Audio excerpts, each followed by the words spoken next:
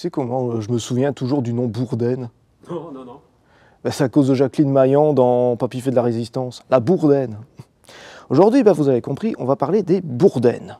Alors les bourdaines, c'est des arbustes indigènes, ça pousse naturellement en France et en Belgique.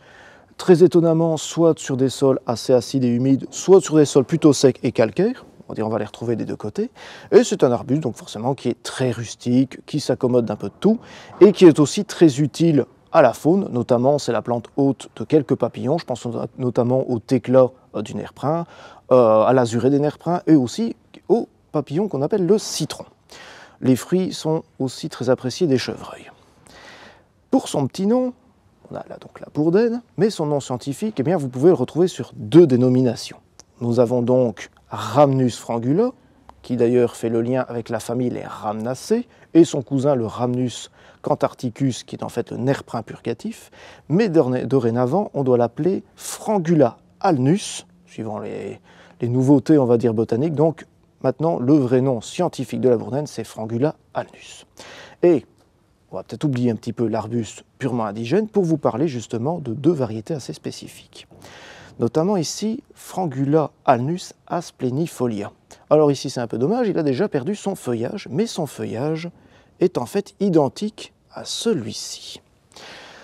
En dehors de son feuillage, eh bien, on voit ici que c'est assez caractéristique des bourdaines. Sur l'écorce, qui est assez sombre, vous voyez des lenticelles très claires, ainsi, qui confèrent encore un côté esthétique en hiver. On va l'oublier 3 secondes pour se pencher plutôt sur celui-ci. Celui-ci, c'est Frangula alnus fine line. Et c'est en fait un hybride entre Frangula alnus columnaris, qui est donc une bourdaine qui pousse tout droit mais avec des feuilles rondes, et Frangula alnus aspenifolia.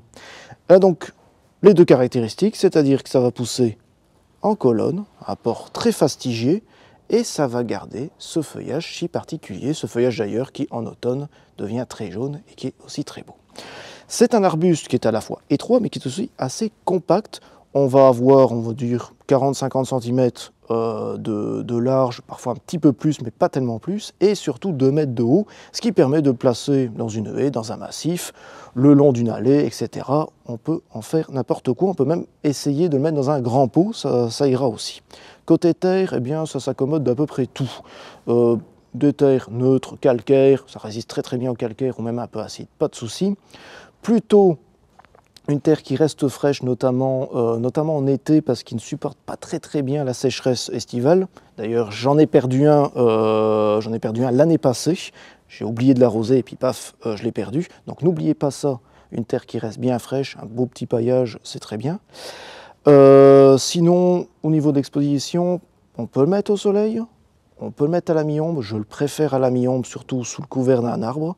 Il sera très bien, il sera protégé du soleil trop fort, il sera protégé un peu de la sécheresse, donc plutôt à la mi-ombre. Bref, si vous cherchez un arbuste sans souci, indigène, très utile à la faune, et à la fois très décoratif et surtout très compact, eh bien pensez à Frangula alnus fine line ou bourdaine à feuillage lacinier et à port fastigié.